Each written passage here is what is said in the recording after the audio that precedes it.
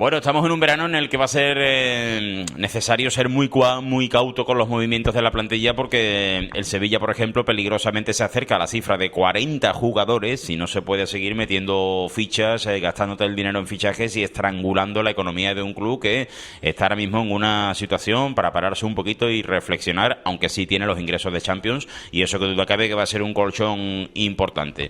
Esto en el caso del Sevilla, que ya tiene a su director deportivo, a Víctor Horta, después de dar muchas vueltas hasta llegar al que ya trabajara en el Sevilla de la mano de Monchi, discípulo de Monchi, lo consideran algunos, y es verdad, lo es de pleno derecho. Y en el Betis la situación se explica muy rápido, no tiene nada, no hay nada, entonces no puede ni inscribir a futbolistas, así que los fichajes en este momento tienen poco sentido. Hay dos vías en el Betis perfectamente explicadas, una es la de generar dinero, fabricar dinero a través de las ventas, no llegan esas ventas por los futbolistas principales de la plantilla, y la otra viene de camino, hay que poner el dinero, que los accionistas se retraten porque la entidad tiene que seguir adelante con sus obligaciones. Vamos a echar un rato de fútbol, un rato de charla con información, con opinión en este podcast con Lucas Auri, con Ignacio Cáceres de Mercado de Verano de Planificación, que ya está poco a poco rodando tanto en el Sevilla como en el Betis. Grupo Promar, buscar, hallar y habitar. Llame al 954-221-058 o ponga un correo a info@grupopromar.com. Visite, ahora que estamos en una época veraniega, váyase a Huelva capital y visite la promoción Alquería Plaza, que está espectacular, ¿eh? Y luego también tenemos, por ejemplo, la promoción Italia Plaza, 8 viviendas que, bueno, van a cubrir por completo sus expectativas. Los nombres propios con la casa del TPV, conozca que es el robot camarero y la nueva ley antifraude. Llame al número de teléfono 955-545-811. Estamos grabando esto viernes por la mañana, es un viernes importante en el Sevilla porque se despide Monchi. Lo que pasa es que no podemos decir lo más mínimo de la despedida de Monchi porque no sabemos el contenido, todavía no se ha producido. Supongo que será en muy buen son, porque ya Pepe Castro ha hablado con cariño de Monchi y Monchi supongo que también devolverá ese cariño, aunque evidentemente ha habido muchas fricciones y ya se puede hablar de divorcio claro entre las partes. Pero Lucas, ya tiene director deportivo el Sevilla, Víctor Horta. Yo no sé si te convence que Víctor Horta vuelva a trabajar en el Sevilla. Pues daré mi respuesta dentro de 11 meses, cuando acabe la temporada 23-24.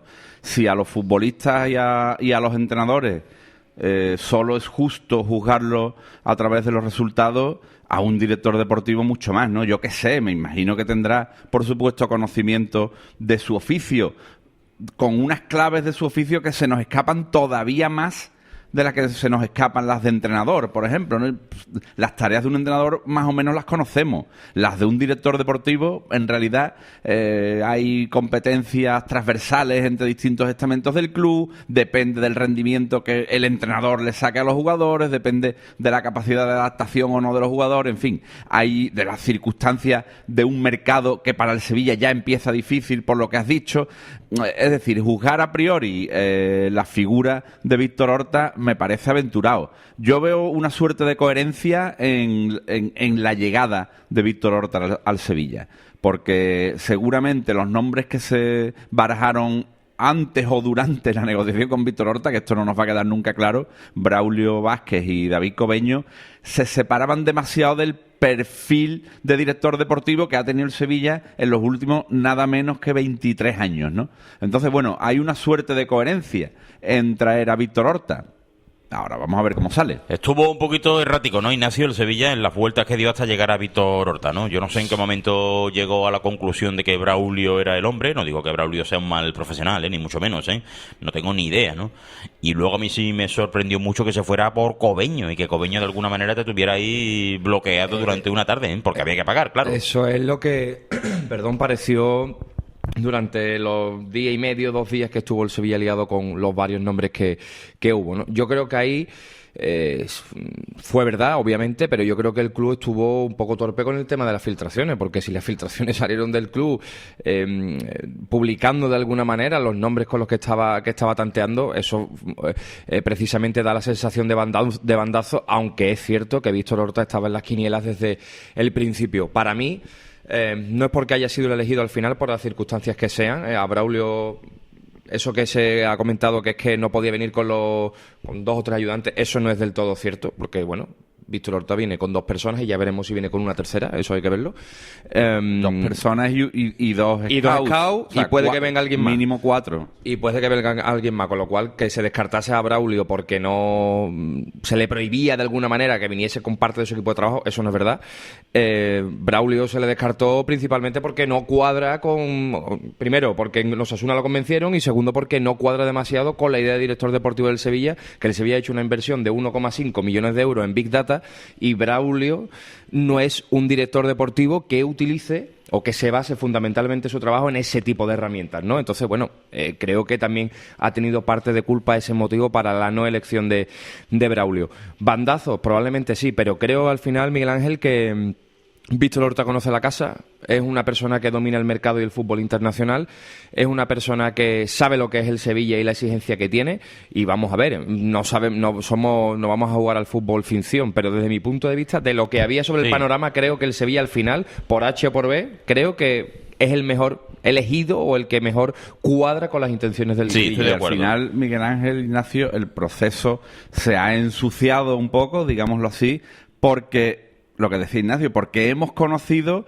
que han hablado con otros 2 candidatos, ¿no? Pero también hay que reconocer que si el viernes por la tarde se anuncia la marcha de Monchi y el martes por la tarde, en 4 días de calendario, con un fin de semana veraniego por medio, está aquí presentado ya su sucesor, ese proceso ha sido rápido y eficaz. Bueno. No, es así. Hubo unas horas ahí, las horas en el fútbol son muy largas. Bueno, las Lucas. horas en el fútbol son muy largas. Si lo comparamos, por ejemplo, con lo que ha pasado en el Real Betis, hubo 3 meses entre la marcha del director deportivo y la llegada de su sucesor. 3 meses. Entre 3 meses y 4 días... No son iguales las situaciones. Bueno, no son iguales la las situaciones. temporada estaba en curso y prácticamente daba igual porque estábamos pendientes de los partidos. El ambiente en el Sevilla social está muy, muy, muy convulso. Eso... Irse a Porcobeño yo creo que es del tebeo, sinceramente lo digo. Bueno. Creo que es del tebeo irte a Porcobeño, porque que a ti te diga que no Braulio no pasa nada, ¿no? Un profesional que valora una oferta, bueno, no pasa nada. Es un poco ridiculillo también que el director deportivo de Osasuna te diga que no. Pero bueno, venga, adelante, ¿no? Si a ti el lunes por la mañana Braulio te dice que no y a mediodía hasta aquí ahorita no pasa nada, ¿no? Sin embargo, el Sevilla tuvo ahí unas horas de plantearse si pagar Porcobeño cuando el presidente del Rayo Vallecano, que tiene su peligro, te estaba esperando y se formó ahí un revuelo que... es mal utilizado en estos tiempos. Bueno, es una tormenta, ¿no? En un vaso de agua. Lo que pasa es que, claro, hombre, evidentemente, no estoy hablando de que se haya caído el Sánchez Pizjuán, claro que no, ¿no? Pero tú has dicho una frase muy pertinente. Estamos pendientes de otra cosa, ¿no? Claro. Ahora no hay partido, estamos pendientes de eso, entonces formamos tormentitas en vasos de agua, pero en realidad ha sido una tormentita, ¿no? Además, en Sevilla hay cosas que verás cosas que no dependen de uno no las puede controlar, ¿no? Es cierto que lo de Braulio, para mí lo ridículo de este año fue lo del fichaje de este muchacho en invierno, que pasó el reconocimiento médico, no lo pasó y al final lo mandaron para su casa, ¿no? Eso sí que me parece ridículo de verdad. Lo de la gestión del director deportivo, sabiendo cómo se había producido la marcha de Monchi, que prácticamente yo creo que aparte del Consejo de Administración le cogió por sorpresa, no en el sentido de que hubiese discrepancia, que las había, sino que de verdad Monchi se iba a ir y que lo comunicó de esa manera. Yo creo que eso le ha cogido por sorpresa a todo el mundo, y en menos de una semana reponerse de ese golpe. Es que Monchi es el Johan Cruyff del Sevilla. Totalmente. Es que no es lo mismo, no es lo mismo. Entonces, reponerse de ese golpe y valorar las opciones que tenía y solventarlo. Yo creo que el Sevilla, dentro de las dificultades que ha tenido, creo que la ha resuelto bien. Oye, os digo una cosa, ¿eh? La plata que deja Monchi en el Sevilla no cabe en las vitrinas del Sánchez Pizjuán. Bueno, sí cabe porque se añade casi todas las temporadas una más, ¿no? Una copita más, ¿no? Deja una plantilla también que es para verla, ¿eh? En el sentido de lo difícil que va a ser para moverla, ¿eh?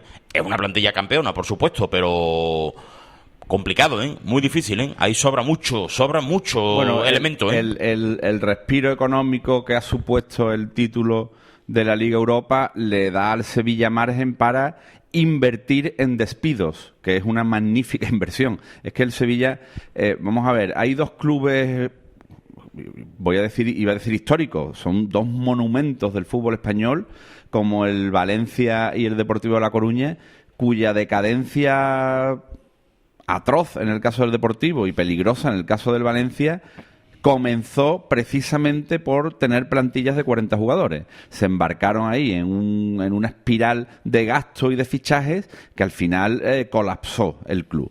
Entonces el Sevilla ha iniciado ese camino peligroso.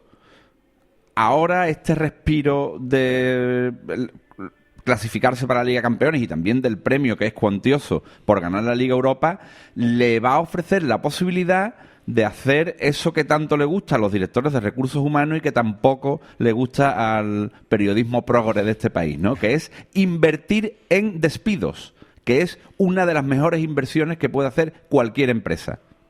Vale, vamos a ver si el Sevilla procede de esa manera. Hombre, lo ideal es que llegue el Bayern de Múnich por el papel del Papu Gómez y que te ofrezca... Pero eso no va a pasar. Y que te ofrezca 50 millones de euros, ¿no? Pero me temo que eso va a ser complicado. Hay que hilar muy fino en la composición de la plantilla. Ya hay por aquí algunos jugadores. Evidentemente hay que seguir reforzándose. Yo no sé si el primer nombre con fuerza que suena es Rodrigo. Ignacio, ¿te convence este delantero del Leeds? Al que conoce perfectamente Horta, evidentemente. A mí es un futbolista que me gusta y que creo que mejora lo que hay o complementa la delantera que hay en el Sevilla. La clave de Rodrigo es quién sale o cuántos salen por Rodrigo, porque Rodrigo es un futbolista que cobra, seguro que tiene que estar en 2,5 limpios, 3,7. Claro, es que eso es una barbaridad. Entonces, y un futbolista que tiene 30 años ya, si no me equivoco, o 32. Entonces, ¿le merece la pena al Sevilla volver a eso? O sea, o mantener ese estilo de futbolistas, o le merece la pena dar muchas bajas e intentar fichajes de futbolistas jóvenes revalorizables que ganen menos y que simplemente trabajando se conviertan en futbolistas buenos y capacitados para un Sevilla noble, ¿no? Que es lo que tiene que ser y que es lo que tiene que ser. Yo creo que es mejor en la segunda vía. Pero es cierto que los entrenadores también quieren futbolistas de garantía. Entonces yo creo que el Sevilla va a tener que jugar ahí con las dos variantes, ¿no? Y vamos a ver quién sale de los veteranos, porque de los veteranos tienen que salir varios futbolistas. Habrá un poco de todo. Habrá jugadores como, por ejemplo, del perfil de Gatoni o Pedrosa, o incluso Badé, ¿no? Que ya está aprobado en el Sevilla, pero luego también se van a necesitar jugadores más contrastados, ¿no? Jugadores que afronten esta temporada de Champions, que siempre tiene su dificultad, aunque el Sevilla normalmente en la Champions no hace absolutamente nada, ¿no? Vamos a ver Bono y En-Nesyri, Lucas, que son los dos cheques, digamos, ¿no? No sé con qué cantidad, claro, no sé qué cantidad se va a poner en ese cheque, pero esos son los dos futbolistas que están en la rampa de salida del Sevilla para grandes ventas, ¿eh? Vamos a verlo, a ver si... El Sevilla está obligado el Sevilla ha fichado ya 3 futbolistas, 2,5, ¿no? Según el presidente Castro, son 3, ¿no? Pedrosa, Gatoni y Badé, que se queda tras la cesión. Antes de la próxima incorporación, el Sevilla tiene que hacer un par de traspasos y 7, 8 bajas. Sí. No puede seguir inflando la plantilla, no puede. Sencillamente no puede. Sí. Tiene que rejuvenecer la plantilla, Miguel. O sea, tiene que hacerlo de alguna manera. Por eso creo que lo de Rodrigo, bueno, es un buen futbolista. Además, un futbolista rápido, un futbolista... No tiene tanto gol, pero bueno, es un futbolista interesante. A mí no me disgusta. Y en el Valencia creo que Marcelino le sacó partido. Pero la pregunta es, ¿ese es el perfil de futbolista que necesita el Sevilla en estos momentos? Cuando ya tienes en la plantilla a Rakiti, al Papu, a gente que es veterana que cobra mucho dinero y... Jude le va a renovar 3 años, que tiene 30 años ya, en fin. Claro. Sí, cuando debes ir saliendo de ese perfil de jugadores. Lamela, Requi... Tiene muchos futbolistas que superan la treintena. Delaney, Agustinson, en fin, que tiene ahí la tira. Por eso digo que es una maravillosa situación en tanto en cuanto el Sevilla es campeón y está en Champions y la temporada ha sido gloriosa en su final, pero la plantilla, por supuesto que al director deportivo que llega, Víctor Horta, se le presenta una tarea sumamente complicada. Vámonos al Betis. Ya hablamos de la situación de William Carballo en el pasado podcast, la pasada semana, que estuvimos en las instalaciones de Insolá, que no ha habido grandes novedades. William Carballo sigue ahí pergeñando su salida. Yo creo que al final saldrá, pero hay otro jugador importante del Real Betis Balompié, Guido Rodríguez, por el que no llegan ofertas y no renueva. ¿Esto qué es, Lucas Ignacio? ¿Cumplir esta temporada y tacarro el próximo verano? Sí, al final el futbolista tiene la sartén por el mango. Eso está clarísimo, ¿no? Las circunstancias que tiene. Un futbolista que creo que también llega a la treintena o la está rozando, con un año de contrato por delante tan solo. Lo normal es que el futbolista espere, que no renueve, que se marche gratis y coja la mortera, ¿no? Eso es lo normal. De todos modos, el Betis en los últimos años en estas situaciones, creo que a William Carballo también lo renovó quedándole poco tiempo de contrato, pero no sé... No descartemos, ¿no? Claro, es que no sé... Eso habría que estar en la cabeza de Guido y ver cómo piensa Guido y sus agentes, ¿no? Si de verdad, no llega ninguna oferta, decide prorrogar su contrato 2 años más, quedarse en el Betis, aumentar su ficha y decir, bueno, pues en vez de irme este verano me voy el que viene con un traspaso, ¿no? Es que eso depende. Yo sí creo que el Betis tiene que intentarlo, pero lo que he dicho antes, no todo depende del Betis. El Betis no controla aquí la situación, ¿no? El Betis quiere, pero no puede, Lucas. Una situación como la de Guido, un jugador del perfil de Guido, que desde luego a mí me ha enamorado, ¿eh? Yo tenía muchísimas reticencias sobre este futbolista, bueno, por la trayectoria que traía, porque no lo había visto en mi vida, y su desempeño en el Betis ha sido excelente, nada que decir. Con un año de contrato, un futbolista del perfil de Guido le conviene forzar un traspaso si tiene una oferta de verdad de un equipo de campanilla. Se está hablando del Barcelona.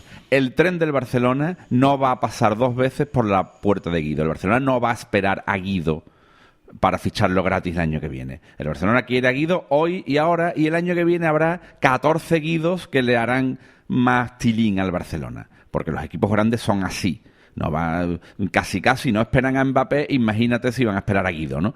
Entonces, yo creo que la situación está abocada a un traspaso barato. El futbolista le queda solo un año de contrato, tiene una edad, no apetece invertir una gran cantidad de dinero por él, y él saldrá pues en torno a los 8 o 10 millones, teniendo en cuenta siempre que el Betis debe dar creo que un 25% a distintos clubes de Guido, ¿no? En los que ha jugado antes Guido. Entonces, yo creo que la situación está abocada a eso. Si Guido no sale este verano, terminará como Carballo, prolongando su contrato para ya pegar el gran picotazo en ligas menores, ¿no? Pero si de verdad sigue con el deseo de crecer en el fútbol de primer orden, digamos, en el fútbol del primer mundo futbolístico, va a tener que ser este verano. Oye, a ver si va a llegar Rodri hecho un gran futbolista del Europeo Sub-21, ¿eh? Qué partidazo en el debut de España, victoria de España ante Rumanía, y vaya cómo se echó el equipo a la espalda, ¿eh? Es un futbolista que tiene calidad, lo que pasa es que en el Betis le ha faltado continuidad. También es cierto que no es fácil en el Betis destacar que el chaval lo ha hecho en varios partidos con irregularidad, pero lo ha hecho porque en su posición o en posiciones similares está Fekir, está Canales, se firmó a Luis Enrique, que es un futbolista que le ha costado al Betis 13 millones de euros, y es normal que el chaval tenga menos minutos, ¿no? Pero a mí es un futbolista que creo que el Betis le tiene que dar carrete, creo que le puede funcionar. Me parece que tiene una cláusula de 20 millones de euros, si no me equivoco. 40. No, 40, pues, fíjate. Entonces es un futbolista que, bueno, es futurible de traspaso, ¿no? Ahí puede encontrar el Betis este verano, si el chaval se destaca y hace un buen europeo, quizás alguna ofertita. De todos modos, yo creo que todavía le queda algo de recorrido a sentarse en primera división en el Betis para que de verdad se convierta en un traspaso por el que el Betis pueda coger pasta de verdad. Sí. ¿Y si la cantera soluciona la papeleta, Lucas, o parte de la papeleta, con el traspaso de Raúl, el canterano, al que Pellegrini no le hace mucha historia, y Rodri, que cuidado que un escaparate, esto no es una hojana, ¿eh? Un escaparate de sub-21 europeo es muy bueno, ¿eh? Ahí pican los clubes, ¿eh? Van los clubes, no van a cantidades estratosféricas, porque no deja de ser un torneo sub-21. Bueno, el precedente de Ceballos, que fue MVP de este torneo, al final Ceballos que salió por 16, 18, 15, ¿no? 15, por ahí, 16 millones. Esas son las cifras que se pagan por un MVP sub-21, ¿no? Es así. Lo que pasa es que Ceballos era titular indiscutible ya en el Betis en esa época, y Rodri no lo es. Pero bueno, estos futbolistas vistosos en categorías de formación, incluso ya categorías casi profesionales, o profesionales pero casi senior, ¿no? Como la sub-21, que recuerdo en este torneo juegan ya jugadores de 23 años, porque es el sub-21 que arrancó hace 2. O sea, Rodri es del año 2000, tiene 23 años ya. Suelen brillar mucho los futbolistas del perfil de Rodri. ¿Por qué? Porque sorprenden, porque en sus equipos, en sus posiciones, hay ya jugadores más asentados. Un lateral o un central, bueno, lo puedes ir convirtiendo en titular desde muy joven. El 10 del equipo y la responsabilidad de llevar el juego del equipo lo tiene un jugador más cuajado normalmente. Ítem más, la selección española tiene 2 centrocampistas ofensivos, la selección senior, la selección absoluta, Pedri y Gavi, más jóvenes que Rodri. Quiero decir que la evolución en esos puestos es mucho más lenta. Cuando un jugador con 23 años sigue en categoría sub-21 siendo media punta, significa que todavía no se ha impuesto en el fútbol de élite. Sí, siempre ha confiado Pellegrini en Rodri, ¿eh? Y cuando Pellegrini confía en alguien, oye, hay que escuchar al entrenador chileno. Pero porque confía en Rodri, pero lo mete y lo saca de las alineaciones. Hombre, claro. Todavía le falta, por supuesto, ese paso en el Betis. Estoy de acuerdo con lo que dice Ignacio, ¿no? Claro que le falta, ¿no? Pero si crees en el Europeo Sub-21, gana confianza y la próxima temporada es el Rodri que todos esperamos, pues qué duda cabe que el futuro será distinto, ¿no? Y un tema con el de Raúl, que lo has mencionado tú, Miguel. Es un futbolista que, bueno, se ha destapado ya en segunda división y solamente hay que ver los números que firmó el año pasado Sadik, que fue una de las grandes ventas, para saber, bueno, que este futbolista, si se vende, le va a reportar al Betis un dinero bastante interesante, ¿no? Eso es otra cosa, el gol es otra cosa. Claro. Aunque sea en segunda, marcar muchos goles es mucho dinero. Y además está ahí Méndez por cosa. medio, ¿no? Que si está Méndez por medio, lo normal es que el chaval salga con objetivo Premier, probablemente. Yo creo que pasa que la mortera se la lleva Méndez. Claro. Y Méndez además dice, yo te lo coloco, pero también te mando para allá a un elemento, ¿eh? Objetivo. Te mando para allá un elemento, ¿eh? Pero Cuidado también con hay eso. que ver cómo responde Pellegrini este verano. Pellegrini ha sido un entrenador que no ha confiado nada en Raúl desde el principio. Este verano, por lo que yo tengo entendido, no hay confirmación oficial, pero es que sería obvio, o es obvio, que este jugador tiene que hacer la pretemporada con el primer equipo porque No ya parece. no tiene ficha del filial, ¿no? No Vamos parece, a ver. no Por parece. delante de William José y por delante de Loren. Además, Raúl tiene una ventaja con respecto a cualquier otro futbolista que pueda reforzar la delantera del Betis, que al tener ficha del filial no hace falta inscribirlo. Entonces, desde la jornada 1 puede contar para Pellegrini. Eso también es importante en la situación del Betis. Sí. Y un último tema que está peleando mucho el Betis, la renovación de Ayose, ¿eh? Está ahí peleando y dale. Yo creo que al final la va a lograr, ¿eh? Porque Ayose se quiere quedar y el Betis con sus números, pues bueno, le puede ofrecer un contrato largo a Ayose para que el dinerito que tenía amarrado en el Leicester, pues no sé si será más, menos, mucho más, seguro que no. Mucho menos, no sé en qué proporción, pero se quedaría contento Él Ayose. acababa contrato ya. Claro, el Leicester, claro. O sea que ahí... Con un contrato largo de cuatro temporadas, ¿no? Con las fichas que se han liberado del Betis, hombre, lo lógico es que este futbolista continúe, ¿no? Es cierto que le falta algo de gol, pero yo creo que mejora muchísimo, un buen futbolista que mejora muchísimo el ataque, ¿no? Y mejor traer a uno que ya sabes que te cumple a otro que no sabes si te va a cumplir. A mí me encanta Jose, me parece un futbolista excepcional. Ahí el peligro, ¿cuál es? Es un jugador libre de contrato, pues que llegue alguien que se encapriche como él, como se ha encaprichado Pellegrini, encaprichado en el buen sentido, porque lo merece, ¿no? Como se ha encaprichado Pellegrini y le dé, oye, te doy una prima de fichaje de tanto, 3 años a cuánto, y ahí no llega el Betis. Señores, que ha empezado el mercado veraniego, ¿eh? Y que le hemos dado un repaso rápido a todos los nombres que están sonando. Ya digo que va a ser un verano muy de... ¿Cómo se llama el consejero del Betis de los números económicos? Hombre, de los números. Pagola, ¿no? Pagola, de los CEO, de los José María Cruz, de los Arroyo, porque hay que darle una vuelta a las plantillas. No vale el reventar a la entidad, meter fichas, porque luego, evidentemente, entre otras cosas, llega a la liga y no te permite inscribir a los jugadores. Así que mucha cabeza, mucho sentido común y hacer operaciones coherentes para reforzar a las plantillas.